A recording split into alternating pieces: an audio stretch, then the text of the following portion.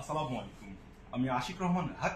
আজকে আমরা জানবো একজন শিক্ষিকা প্রতিদিন তার স্কুলের বাচ্চাদের কিভাবে অ্যাটেন্ডেন্স নেবে।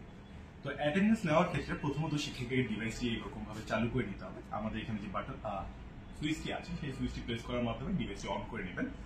অন করার পরবর্তীতে তিনি যেখানেই অবস্থান করেন না কেন তার শিক্ষার্থীদের সাথে সেখানে বসে তিনি অ্যাটেন্ডেন্সটা নিতে পারবেন। এই ক্ষেত্রে সেই লোকেশনে নেটওয়ার্ক থাক কিংবা না থাক সেটি কোনো ধরনের সমস্যা বা বাধা সৃষ্টি করবে না।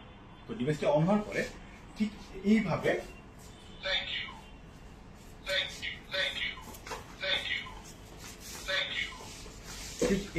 একজন শিক্ষিকা তার সকল শিক্ষার্থীর অ্যাটেন্ডেন্সটি নিয়ে নেবেন।